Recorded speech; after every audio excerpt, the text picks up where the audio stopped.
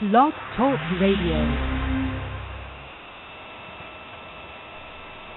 We are the UR Tennis Network. Our mission is to be the voice of tennis. We enlist a team of passionate enthusiasts to promote our sport. We strive to bring interesting perspectives on the many spins of tennis. Our goal is to provide the learners of our sport with current news and information from many angles. We seek active participation from communities interested in tennis, but tennis is not interested in them. We are expanding our outreach. Tennis is a true lifetime sport that needs to be talked about, and the UR Tennis Network pledges to pursue this idea relentlessly. Good afternoon and welcome to the Parenting Aces radio show on Blog Talk Radio's UR Tennis Network. I'm your host, Lisa Stone, and we have a pre-recorded show for you today because of the nature of the show. Actually, my two guests are two fellow tennis parents, Rachel Cross and Raina Fishbane, and their sons are both competing in Kalamazoo this week in the National Hardcourt. One of them is in the boys' 16s and one is in the boys' 18s, and because of the fact that first match times and weather and all of that were kind of up in the air, we decided to go ahead and pre-record the show on Saturday, and I'll play it for you in just a few minutes. And I really hope that you guys get something out of this. I have learned a lot by talking to these two moms, and this is not their first time in Kalamazoo, so they were great ones to talk to give us a comparison between last year's event and this year's, and the differences they're seeing with the qualifying draw this year, too. So I hope you enjoy it, and I'm sorry we couldn't do this live because I would have loved to have included more of you that are at National Hardcourts this week with your children, and I would also love to have included callers for the show because I know that once you hear Rachel and Raina speak about their experiences, you're going to have some questions. That said, please feel free to email me, lisa@parentingaces.com, any questions you do have, and I can forward them to Rachel and or to Raina or to USTA if they're questions that pertain to more generic issues regarding selection for this year's event and what's going to happen going forward. So anyway, without further ado, I bring you Rachel and Raina, and I hope you enjoy the show. We have another great one on tap next week regarding the proposed changes to the scoring format in college Division I college tennis. I want to just clarify that proposed format is only for Division I, and I will have several college coaches on the air with me next week to discuss that. So hope you'll tune in. In the meantime, enjoy Rachel and Raina and have a great week. Blog Talk Radio. We are the UR Tennis Network. Our mission is to be the voice of tennis. We enlist a team of passionate enthusiasts to promote our sport. We strive to bring interesting perspectives on the many spins of tennis. Our goal is to provide the learners of our sport with current news and information from many angles. We seek active participation from communities interested in tennis, but tennis is not interested in them. We are expanding our outreach. Tennis is a true lifetime sport that needs to be talked about, and the UR Tennis Network pledges to pursue this idea relentlessly. Good afternoon, this is Lisa Stone, your host of Parenting Aces, and I am on the air with two moms who are coming live from Kalamazoo.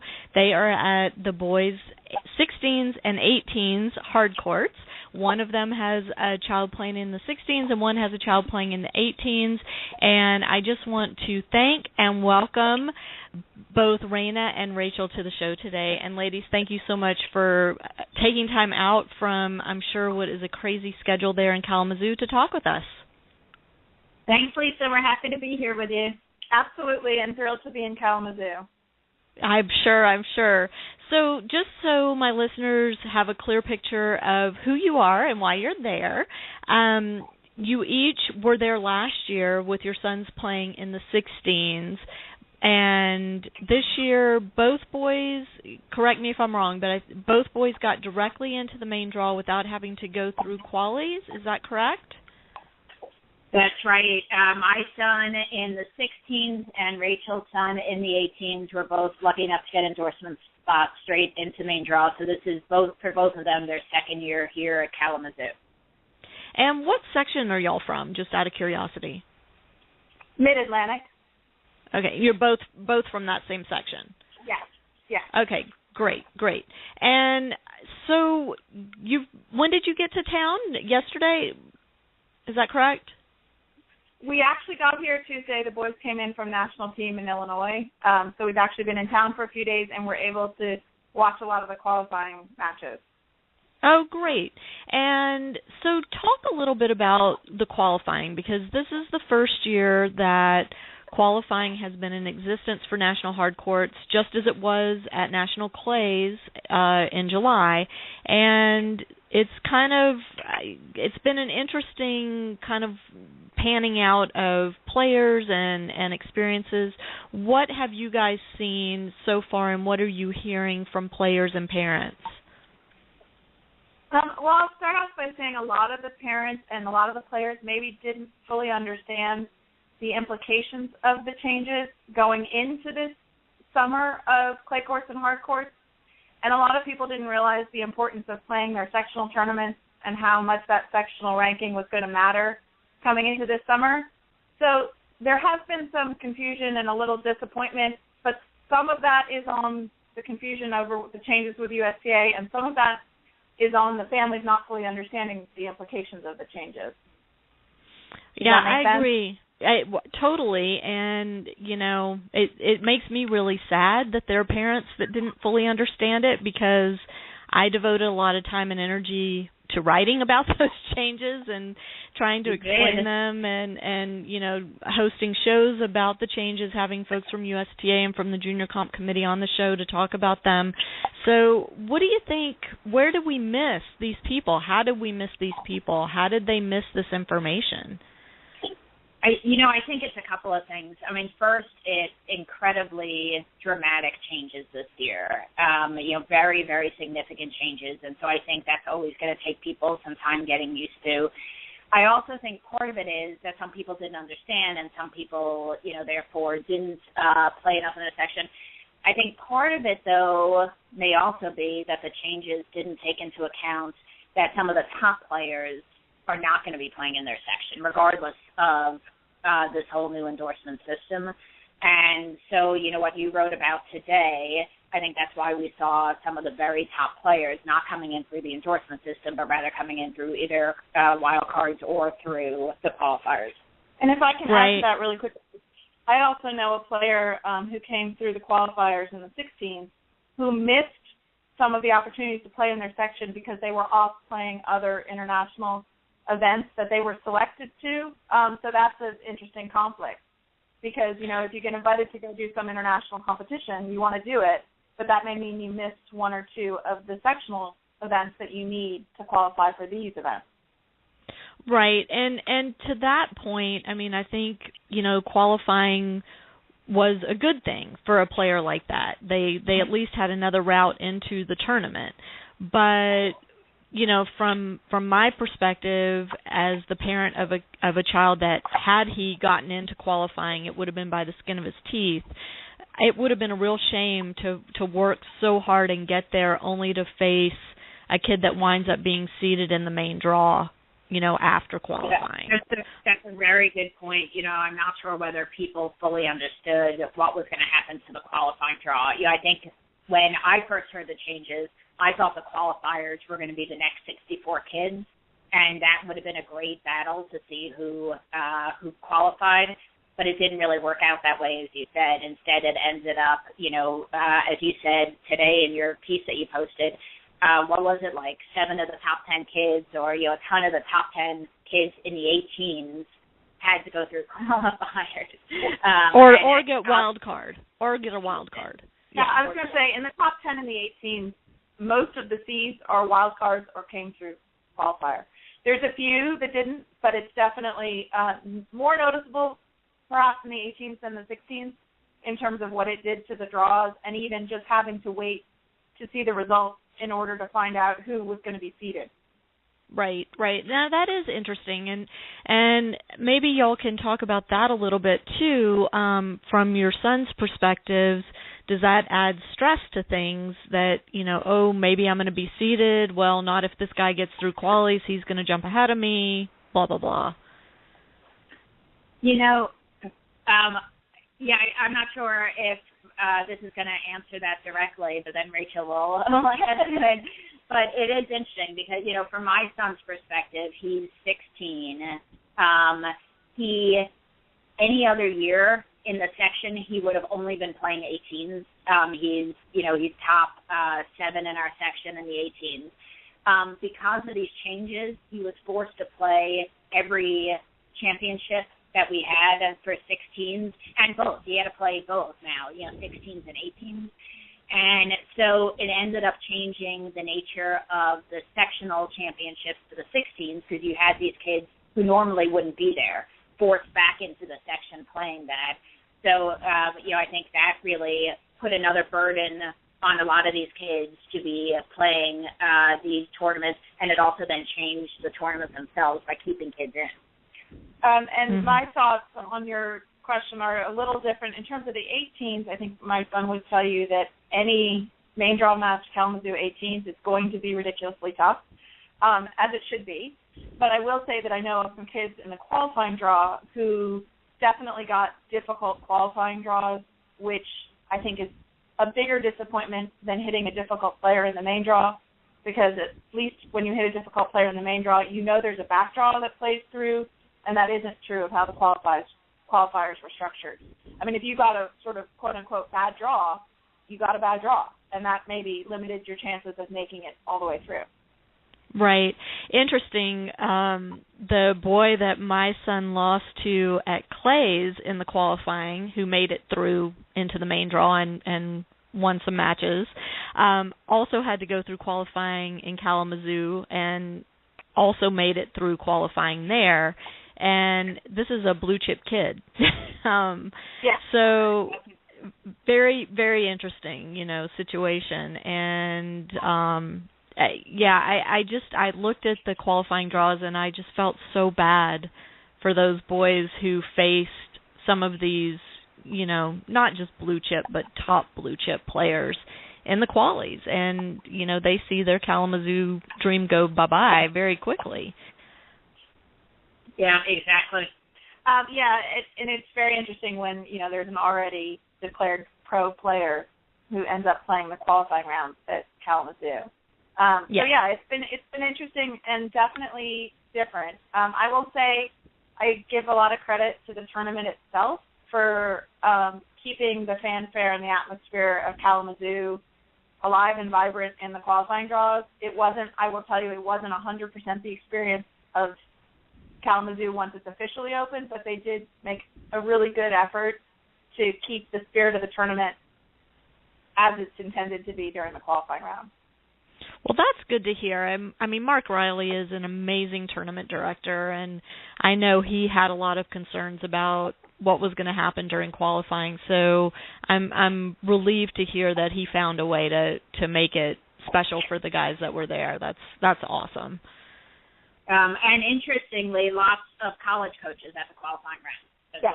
Yeah, talk about that a little bit, because at Clay's, there were a few college coaches around during qualies, but it was more of the schools that I would qualify as mid-majors and, maybe some D2 and D3 schools, whereas once the main draw started, you started to see the coaches from the bigger programs out there.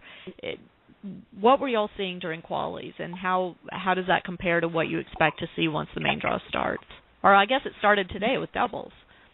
It did start with doubles, and a lot of the qualifiers were eligible to play doubles today, even if they didn't make it through the singles draw, which was nice. There are a lot of kids still around.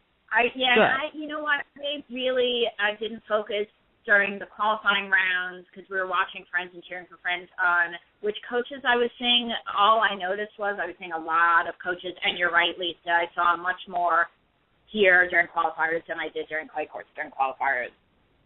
I can say that I saw a pretty good mix, and I know of at least one coach who spoke to us before we had signed in that said that their original intention was really only to come Thursday, Friday, and Saturday. They weren't necessarily even planning to stay much of Sunday or into the main draw, which I thought was interesting. It is interesting, and you know, I had an opportunity to talk to some coaches during clays, and they were all telling me kind of the same thing, which was they were as confused as we parents were about how to manage these two tournaments and what their travel schedule should be and how much time they should block to be there. So, you know, it'll be interesting to talk with them after this is all over and hear what they thought. You know, what was the level that they got to see, and do they feel like they had the same recruiting experiences that they've had in previous years.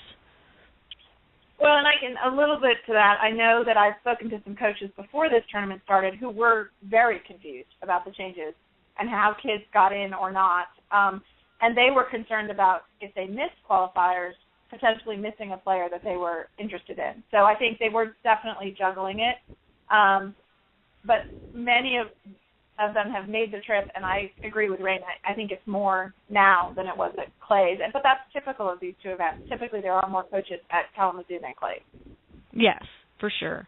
And it's typically a stronger field at Kalamazoo, and you know, that's been the case, I think, at least as long as my son's been competing. You know, we've heard that that's the case. So what are y'all hearing from other parents? Have you had an opportunity to talk to any of them? And your friends that were competing in qualifiers, what are their parents saying about that experience?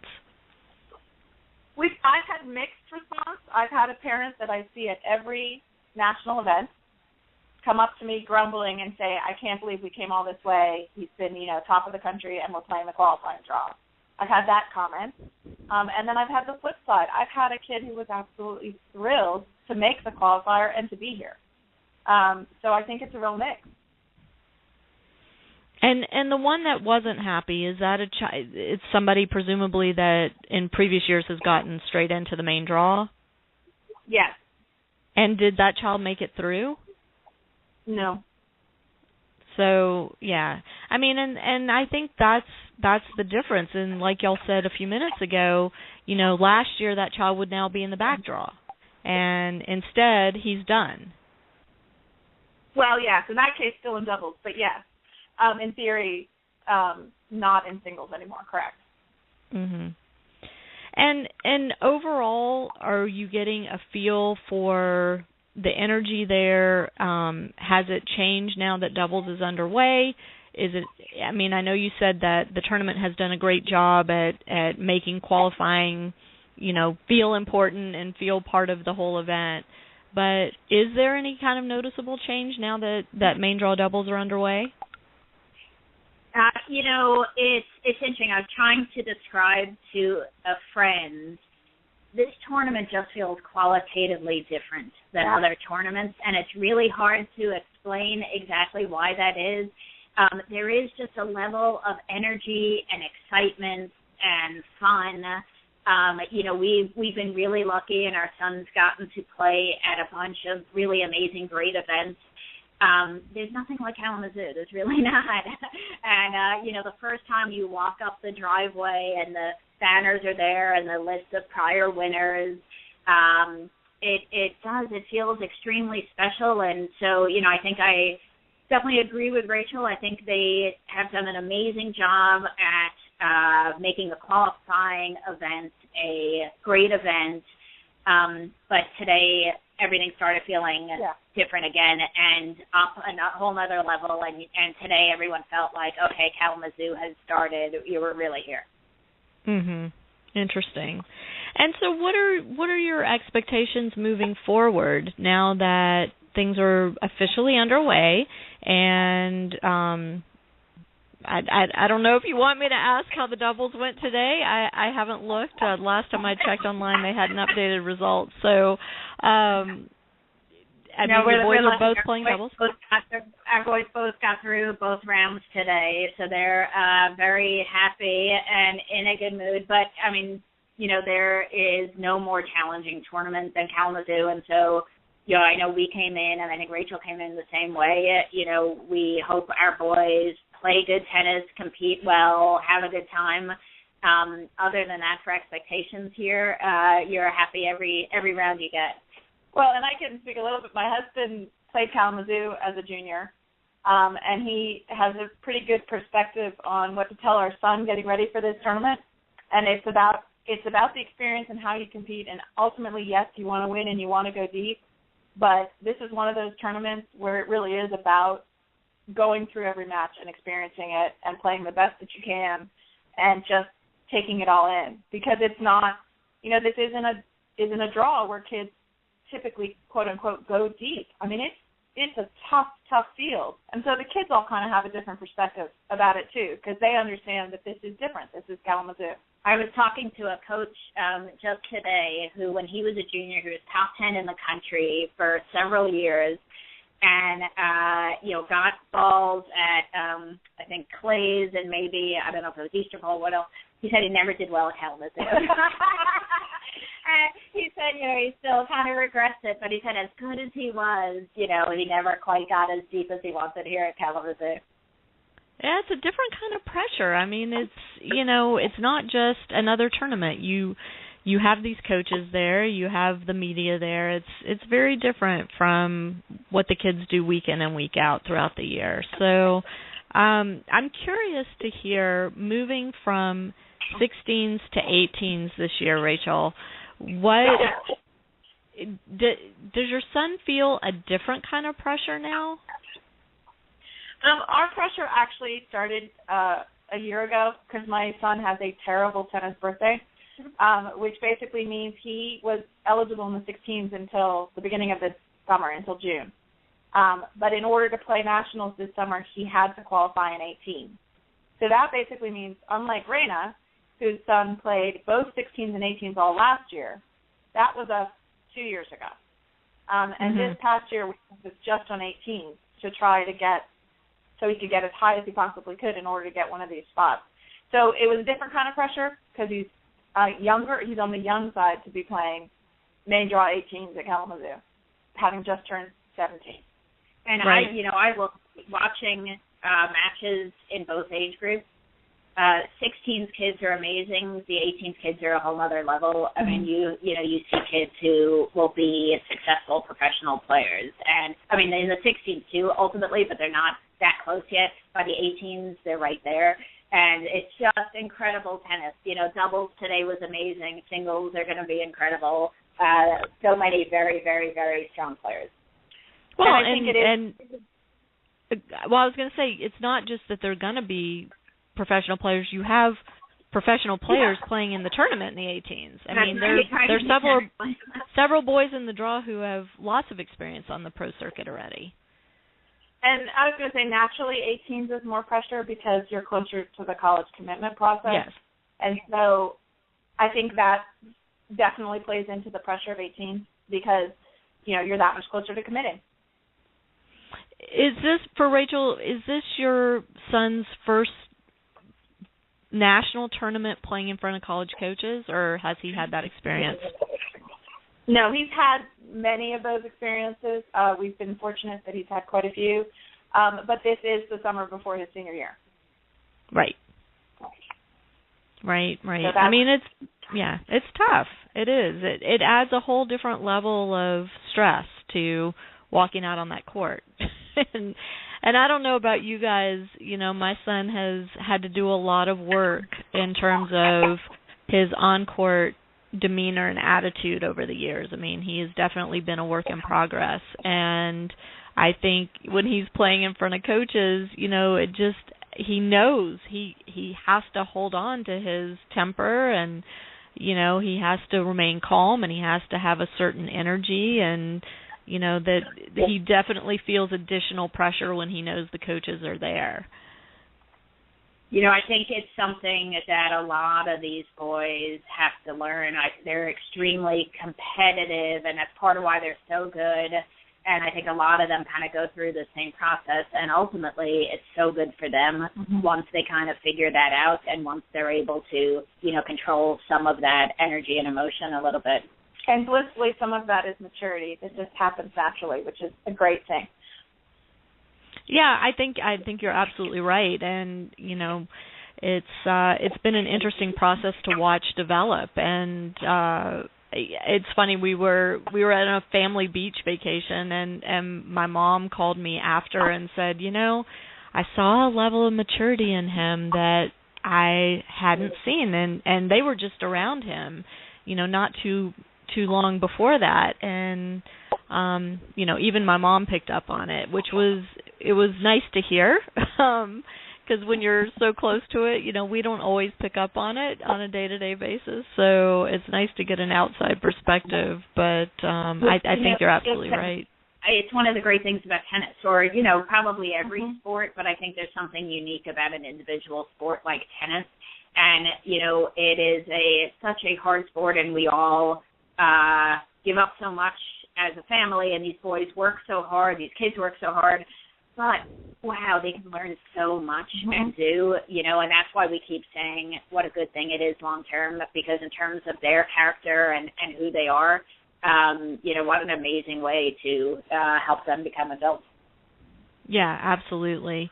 So, Raina, your son's in the 16s this is his last year, I take it, in the 16s? It is, yeah. Okay, so what is he looking to gain from playing this tournament this year, and what is he looking to do moving forward? So as I said, it's been very hard because of the changes. I feel like we've had to keep our eyes on two age groups, so laser focused. So he's been forced to stay in our section playing 16s and 18s because he wanted to stop in the 16s. But at the same time, he has to look ahead because after the summer, he's going to begin his transition to all 18s nationals. And so he's had to keep focusing on the section on 18s as well. I think this will be his last national that he'll play for 16s. And kind of like what Rachel said before, he just feels like he learns so much every match at Kalamazoo. And so, I think for him, what an amazing stepping stone, to play more this year, hopefully play some more matches and do better this year than last, and then use that as he transitions into the 18s. And Rachel, for your son, first year in 18s, entering his senior year in high school, and it's funny because my son's entering his senior year in high school too, but he's a year older than your son. So he just turned 18 in July. But so what is your son's goal for Kalamazoo this year? What's he hoping to gain from this? I'd probably say play to his potential. I think there's a lot of pressure, but he loves being here. He loves this environment. He looks forward to this all summer, and just really excited to be here and to get some great matches. This is one where you look at the draw and kids see a tough match and they go, oh, this is going to be awesome. It's going to be fun. And they don't look at it as necessarily a negative. They look at it as part of the experience, and they're all just really psyched about it. We have a friend who had a tough qualifying round, and his response was, it was so much fun. He played the 1 seed, who, is phenomenal and never should have been in the qualifying draw. And right. I just thought it was the greatest answer. He came off the court, and he obviously lost to this kid, and he came off the court, and he's like, wow, that was so fun, which is great. That's exactly what you want. Wow. But, and that you kind of have to look at it this way because, like I said before, every round, especially in the 18, is just so ridiculously tough. They are all good, and on any given day, any of them can win. One of the goals that USTA stated when they pushed through these changes was to eliminate the 0-0 early round matches. And, their answer for that was to have that happen in the qualies, to have, the kids who would get beaten 0-0 in early rounds in the main draw to knock each other out in the qualies, and then the seeded kids wouldn't have to deal with that once the main draw started. Do you see that happening, or do you see that when you look at the draw, now that the qualifiers have been fed in and everything's out, that there is still the potential for some early round blowouts? There's absolutely the potential for early round blowouts. The very top kids who got in, who didn't get in through endorsements, who got in through either wild cards or the qualifiers, but especially the wild cards, you have those kids, and then you have some kids who got in through endorsement spots from some of the weaker sections. And I think you had posted a really interesting thing, Lisa, at Clay's. I don't know if you did it again for Kalamazoo, where you looked at the rankings of kids. You had that great little chart about the rankings of kids who got in the different ways. And so still through endorsement spots, you have kids who are ranked, in the hundreds nationally, and then they're playing kids who are professional tennis players. You're still going to see these, I predict, some of these massive blowouts in the early rounds. Well, I think it's like any tournament. You can't exactly predict the outcome. I mean, if you think about it, seeding is intended to predict the outcome, but lots of seeds lose first round. And that happened in the qualifying draw. It happens in every draw. So, it's impossible to formulate a draw that would never have a 0-0. I don't think that you could actually do that. You could try, but I don't think it would be possible. Right. Kids have and that was bad days. Right, and that was kind of the argument that many of us made back to USTA is, look at professional tennis. You see 0-0 matches all the time, and not just in the early rounds. You see it, maybe not 0-0, but 1-1 or 2-1, as late as quarter semis and even finals sometimes at the professional level. So why would you think that that's not going to happen when you're dealing with junior players? No, I agree, and I think it's impossible to predict. I understand the thinking they were trying to get to. I just don't know if the system and the way it panned out realistically can prevent an 0-0 first round match. I also think the quota issue, is challenging because there are kids who got in, as is always going to be the case, from quota who may not be that strong, who got in from quota. That's great, but this may be their first national tournament, and there may be nerves, and there may be, other things at play that contribute to how a kid plays on a given day. Right. That's a great point. Have y'all heard any buzz yet about possibilities of changes to the entry system for this or the selection process for this tournament? There's been some behind closed doors kind of chatter going on, but I haven't heard anything publicly, and I'm wondering if y'all are hearing anything up there. We have not heard anything. I've got to think that once these tournaments are done this summer, that they've got to be sitting down and looking at how did it work? Did it work the way we hoped? Did it, in fact, lead to the strongest possible tournament? Hopefully they will be open to really looking at that and open to saying, no, we made these changes, so we need to stand by them for a few years. Rather, I hope they'll be open to saying, did it work? How can we improve it?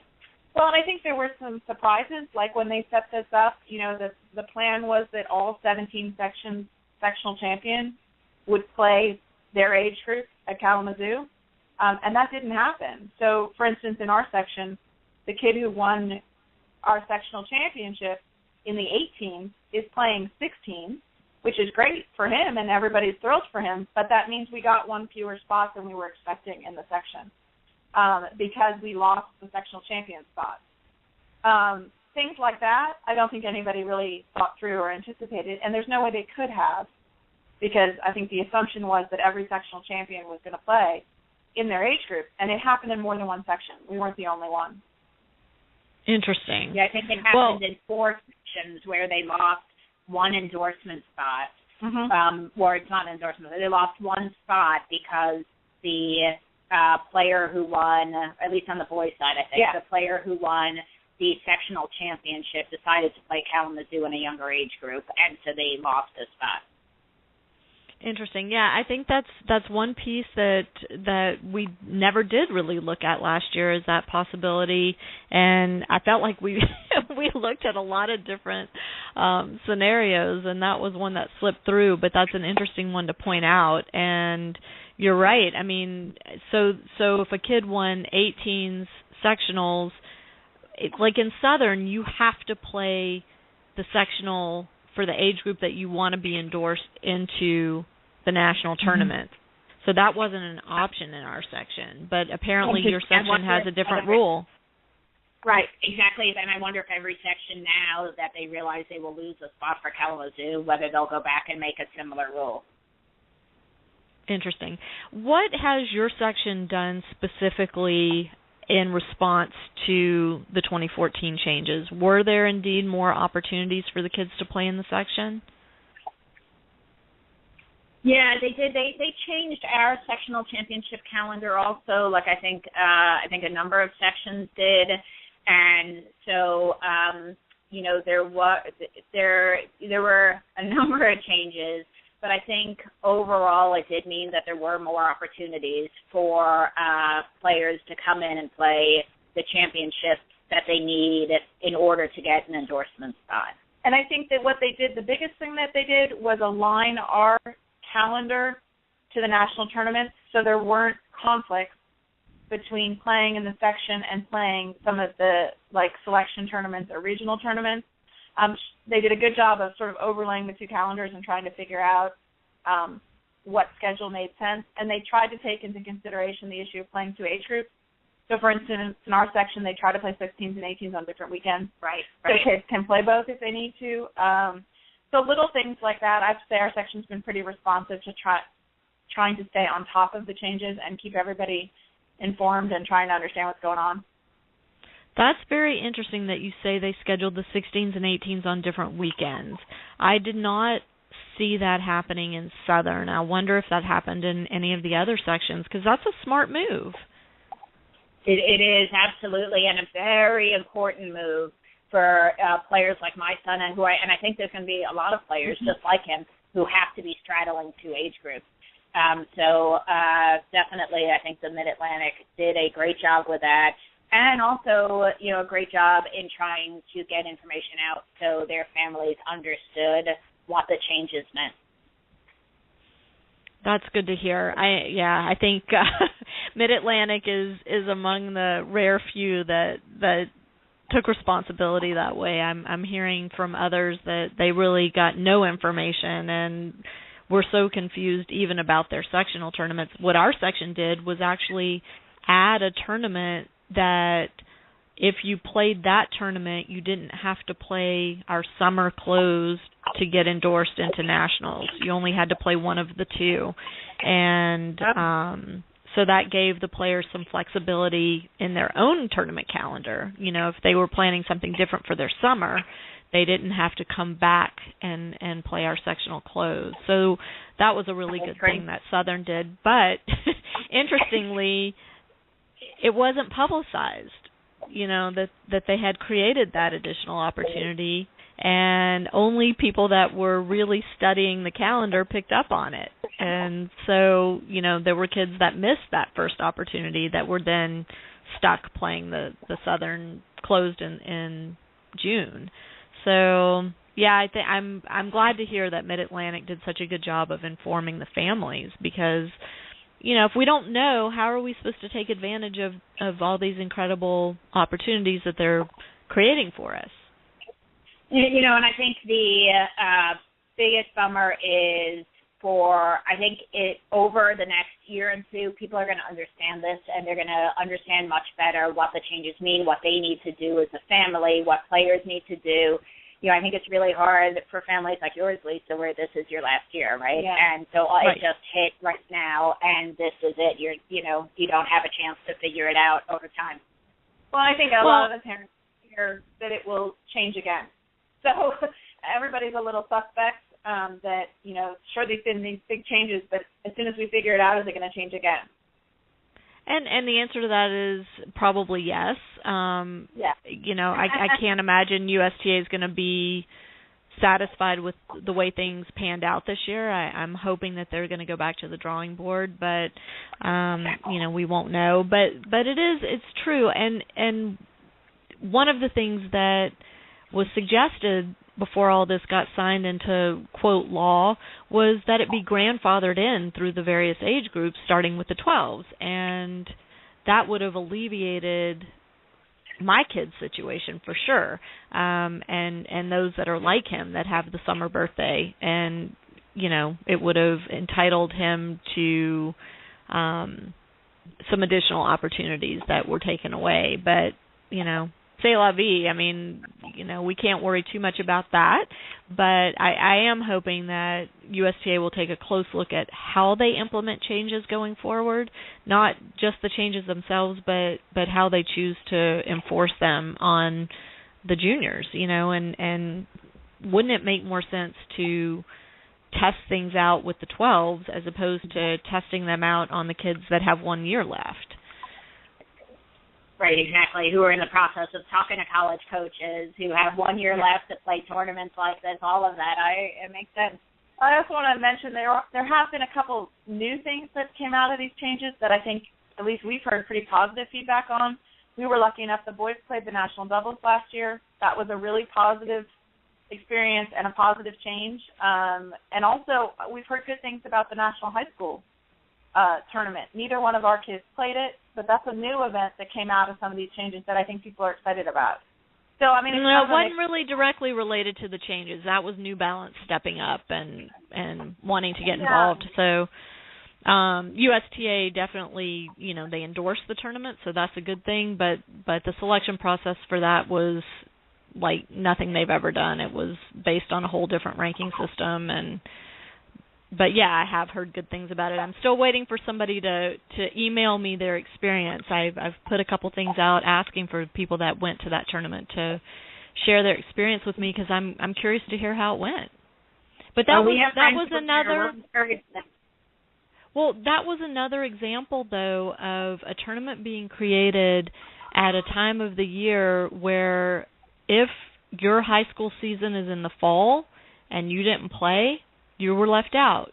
For my son, it was announced after his high school season was already done for the year, and he chose not to play for various reasons that I've talked about too many times. But, so he wasn't eligible, and they're not sure whether he'll be eligible next year because he'll turn 19 during the month that it's being held. And, even if he is eligible, he wouldn't be eligible, if by whatever he were to win and get the wild card into the ITF, he wouldn't be eligible to play that. So, there's still some issues that need to be worked on. Yeah, with every new tournament, I guess you're right. That's exactly what happens. So going forward, singles start tomorrow, is that right? It is, yes. Okay, and so what's the buzz? What are your boys saying about their draws? Are they excited? Do they feel good? Are they...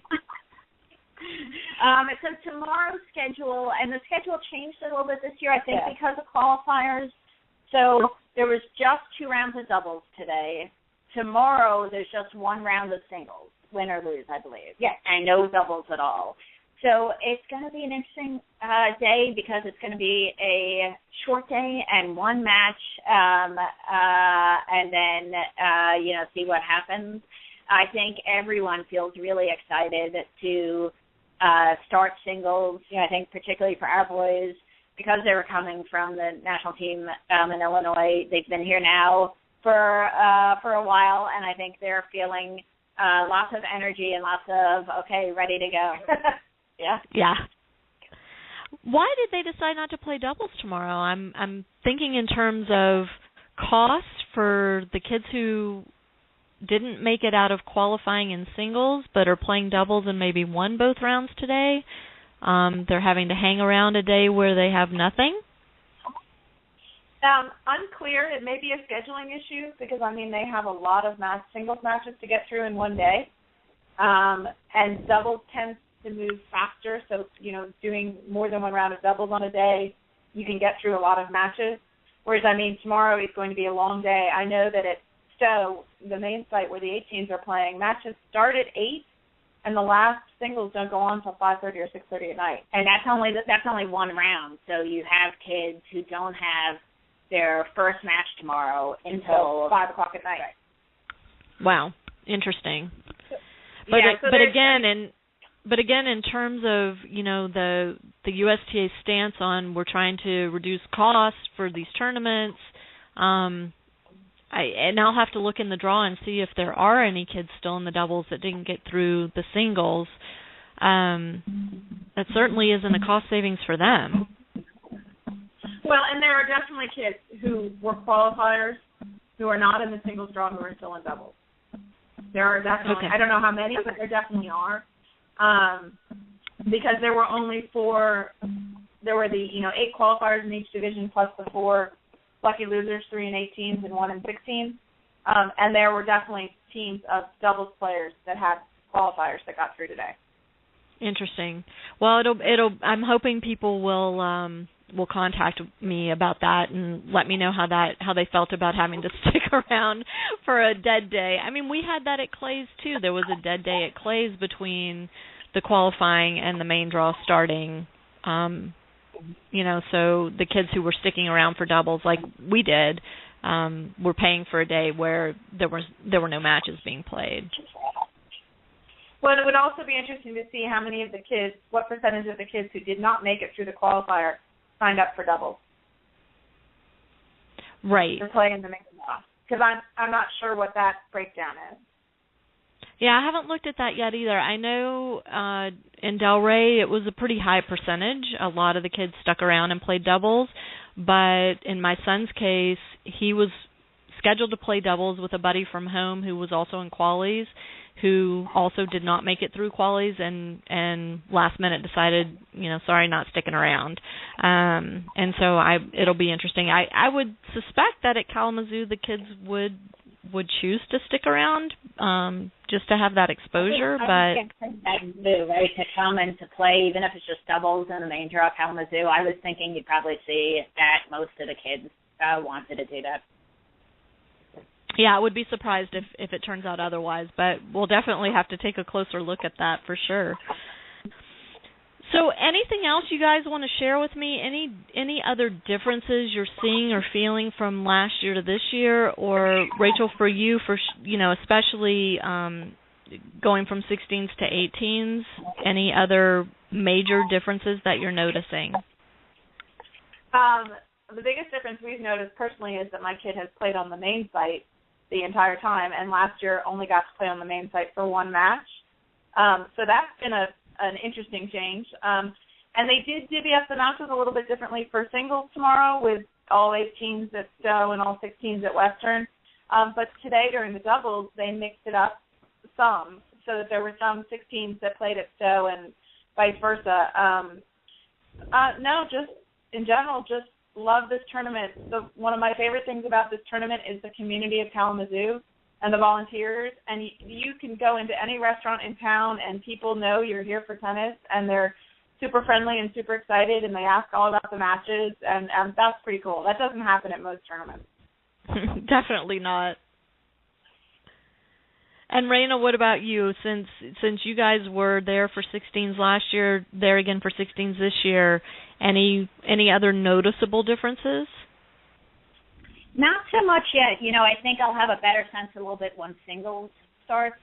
But, so far for us, it has, felt very similar, just as positive, just as exciting. And I think the boys are just ready to start singles and to really get underway. Fantastic. Have y'all noticed today with the doubles that the college coaches were out watching, or were they noticeably absent during doubles? And how is that different than in years past? Tons of coaches at the doubles.